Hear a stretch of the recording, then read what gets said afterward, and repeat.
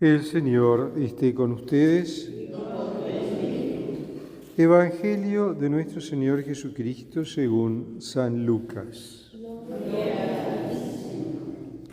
Los discípulos que retornaron de Emaús a Jerusalén contaron lo que les había pasado y cómo lo habían reconocido al partir el pan. Todavía estaban hablando de esto cuando Jesús se apareció en medio de ellos y les dijo: «La paz esté con ustedes». Atónitos y llenos de temor, creían ver un espíritu, pero Jesús les preguntó: «¿Por qué están turbados y se les presentan dudas? Miren mis manos y mis pies, soy yo mismo. Tóquenme y vean. Un espíritu no tiene ni carne ni huesos, como ven que yo tengo». Y diciendo esto le mostró las manos, los pies. Era tal la alegría y la admiración de los discípulos que se resistían a creer. Pero Jesús les preguntó: «¿Tienen aquí algo para comer?». Ellos le presentaron un trozo de pescado asado, él lo tomó y lo comió delante de todos. Después les dijo: «Cuando todavía estaba con ustedes, yo les decía, es necesario que se cumpla todo lo que está escrito de mí en la ley de Moisés, en los profetas y en los salmos».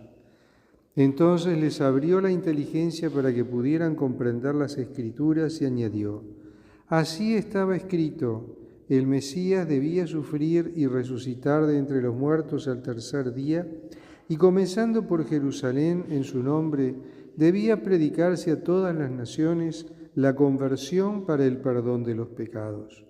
Ustedes son testigos de todo esto». Palabra del Señor. Gloria a ti, Señor Jesús.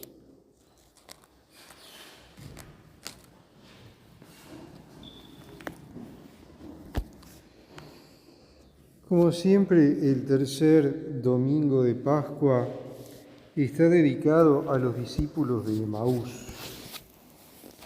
Esos discípulos que van por el camino, que se lo encuentran a Jesús.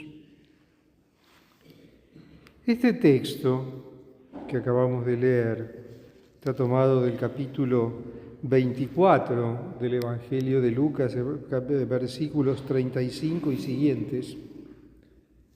Nos presentan lo que pasa después del encuentro de Jesús con los discípulos de Emaús.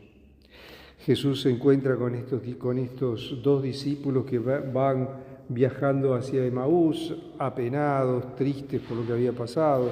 La crucifixión los había puesto mal, se les acababan sus esperanzas de ver algo nuevo, de ver algún cambio en la vida, en la fe, etc.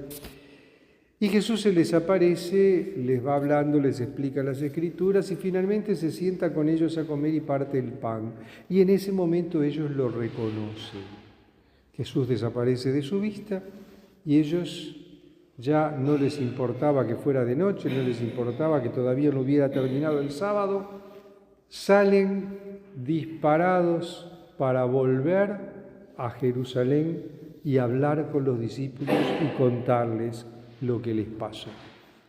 Y mientras les están contando estas cosas, esto que vivieron en el camino de Emaús, Jesús vuelve a aparecerse de nuevo.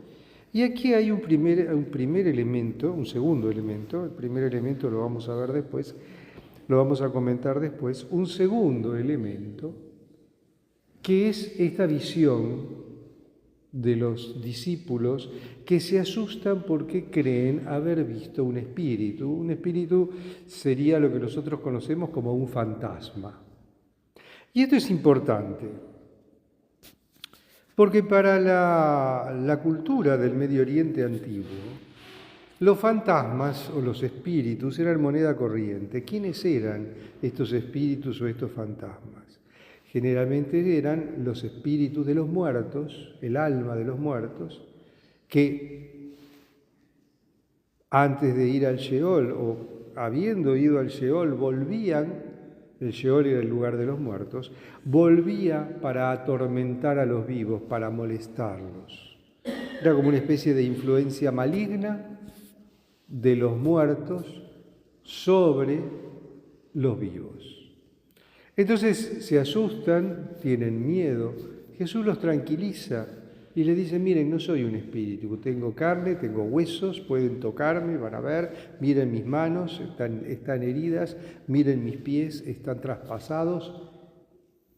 Y todavía les dice algo más, ¿tienen algo para comer? Y ellos le presentan un pedazo de pescado asado y Jesús lo come. O sea, Jesús les está mostrando que es Él en carne y hueso, pero en otro tipo de carne y hueso. Ya no es el mismo cuerpo que andaba caminando por las calles de Jerusalén hasta unos días atrás, sino que es un cuerpo glorificado. Jesús no necesita de la comida, no necesita de la bebida, pero come y bebe con sus discípulos para disiparles el miedo y para hacerles ver que es Él, verdaderamente es Él. No es un fantasma que viene a atormentarnos. Y decía que había un primer elemento, que era este regreso intempestivo de los discípulos de Emaús a Jerusalén, y este es el efecto, aquí vemos los efectos del encuentro con Cristo resucitado. El primer efecto, los discípulos de Emaús tienen la necesidad imperiosa de volver a Jerusalén y anunciar que se han encontrado con el resucitado. Hablar con los discípulos y hablar con los otros discípulos, especialmente con los apóstoles, y contarles que han visto a Cristo resucitado. Un segundo efecto de este encuentro con Cristo resucitado es la paz. Los discípulos se tranquilizan, se serenan y quedan en paz gracias a este encuentro con Cristo resucitado. Ahí, en el cenáculo, donde estaban conversando con los que habían venido de Emaús. Y un tercer elemento es la misión. Jesús los manda, dice, así como el Padre me mandó a mí, yo los mando a ustedes, anuncien. Y el anuncio no está restringido ya al pueblo de Israel, sino que el anuncio debe ser difundido a todo el mundo. Comenzando por Jerusalén, tienen que transmitir la buena noticia, tienen que transmitir el Evangelio, la buena noticia de la resurrección a todo el mundo. Y eso es lo que los discípulos van a hacer de ahora en más.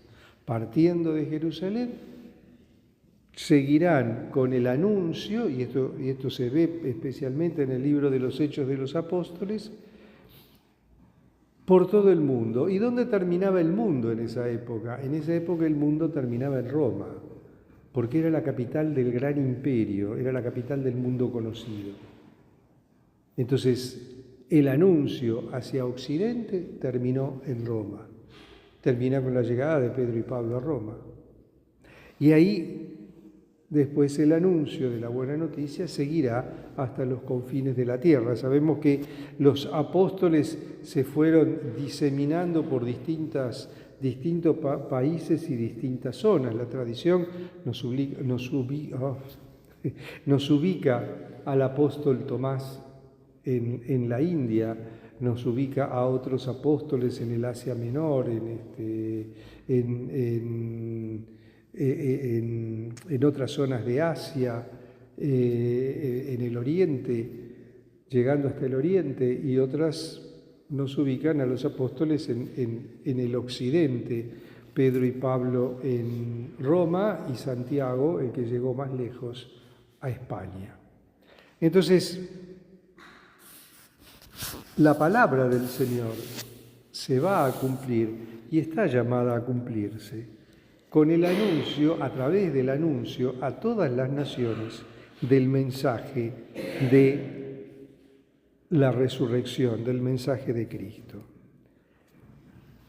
Pero además hay algo más, no solo hay que anunciar el mensaje, sino que hay que anunciar la conversión para el perdón de los pecados. Porque la salvación que nos trae el Señor nos pide que a partir de ese encuentro con Cristo resucitado, trabajemos por nuestra conversión, nos convirtamos de aquello que nos aleja de Dios, Una vez que conocemos a Dios, no podemos seguir viviendo fuera de la gracia de Dios, fuera del contacto con Dios. Entonces el Señor nos pide que anunciemos a todo el mundo la salvación que Él vino a traer, pero al mismo tiempo invitemos a los pecadores a la conversión, empezando por nosotros mismos, porque todos somos pecadores. Y les remarca a los discípulos: ustedes son testigos de todo esto. Es decir, ustedes lo vieron, ustedes vieron todo lo que pasó. El testimonio de ustedes es verdadero. Anúncienlo con fidelidad. No podemos anunciar el mensaje de Cristo a nuestro gusto. No podemos adaptar el mensaje de Cristo a nuestra comodidad. No podemos escribir el Evangelio de Sancho. Tenemos que mostrar el Evangelio de Cristo. Y mostrar el Evangelio de Cristo muchas veces es incómodo. Es incómodo porque nos cuestiona y nos hace replantearnos nuestra propia vida, y es incómodo también para el que nos escucha porque también lo obliga a replantearse su propia vida. En este sentido es importante tener la humildad de recibir el mensaje del Señor tal como es, reconocer que somos pecadores, pedir perdón por nuestros pecados y comenzar nuestro camino de conversión para obtener realmente el perdón y la misericordia de Dios. No tengamos miedo de anunciar el Evangelio tal como es. Vamos a encontrar muchas dificultades, pero no tengamos miedo, porque el Señor va a estar siempre a nuestro lado. Alabado sea Jesucristo.